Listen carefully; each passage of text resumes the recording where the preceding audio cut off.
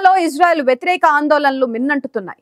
ఇప్పటికే దాదాపు 3000 మంది విద్యార్థులను పోలీసులు అరెస్ట్ చేసినా వారు వెనక్కి తగ్గడం లేదు. తాజాగా ఓ యూనివర్సిటీ అధికారి ఇంటి దగ్గర విద్యార్థులు చేసిన ఆందోళన దేశవ్యాప్తంగా కలకలం రేపుతుంది.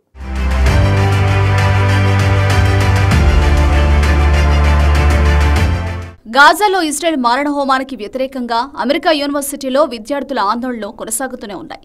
ఏప్రిల్లో ప్రారంభమైన విద్యార్థుల ఆందోళనలు ఇప్పటికీ చల్లారడం లేదు. ఇప్పటికే దేశవ్యాప్తంగా 15 యూనివర్సిటీల్లో 3000 మందికి పైగా విద్యార్థులను పోలీసులు అరెస్టు చేశారు.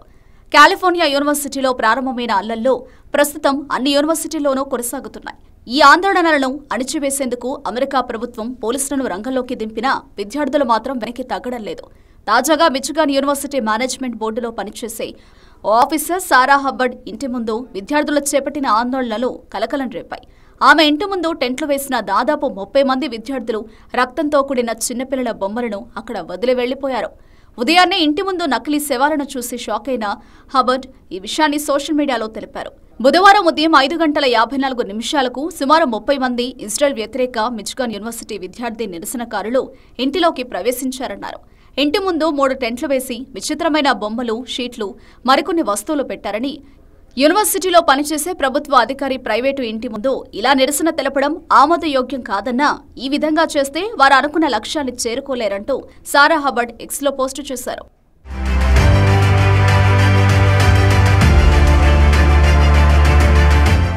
కేవలం అమెరికాలో మాత్రమే కాకుండా ఫ్రాన్స్, బ్రిటన్, పశ్చిమాసియా దేశాల్లోనూ ఈ ఆందోళనలు కొనసాగుతున్నాయి.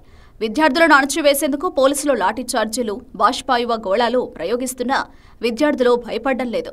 వేలాది మంది విద్యార్థులను అరెస్టు చేస్తూ ఉద్యమాలను చల్లార్చిన పోలీసులు ప్రయత్నిస్తున్నా వారి చర్యలు సాగడం లేదు. వీటి తీవ్రత పెరుగుతోందే తప్ప తగ్గడం లేదు. ప్రజాస్వామ్యం గురించి ప్రపంచానికి ప్రవచనాలు చెప్పి అమెరికా తన క్యాంపస్లను ప్రస్తుతం పోలీసు శిబిరాలుగా మార్చింది. గతేడాది అక్టోబర్ 7న ఇజ్రాయెల్పై దాడి చేసిన హమాస్ మిలిటెంట్లు 1200 మందిని చంపి దాదాపు 250 మందిని బందీలుగా తీసుకెళ్లారు. అప్పటి నుంచి ఇరు దేశాల మధ్య యుద్ధం ప్రారంభమైంది.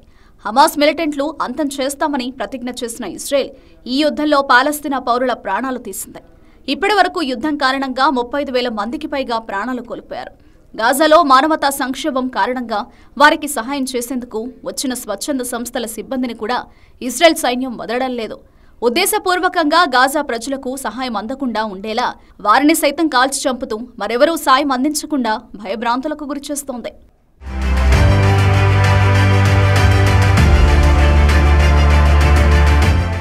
అమెరికా అందిస్తున్న సహకారంతోనే ఇజ్రాయెల్ మరింతగా రెచ్చిపోతుందనే వాదనలు ఉన్నాయి. రఫాపై దాడి చేస్తే సహకారం నిలిపివేస్తామని గతంలో బైడెన్ హెచ్చరించినా ఇజ్రాయెల్ వెనక్కి తగ్గలేదు. దీంతో ఇజ్రాయెల్కు తాత్కాలికంగా ఆయుధాల సరఫరాను నిలిపివేస్తున్నట్టు అమెరికా ప్రకటించింది. కానీ ఇప్పుడు ఇజ్రాయెల్కు భారీగా ఆయుధాలు పంపేందుకు సిద్ధమవుతోంది.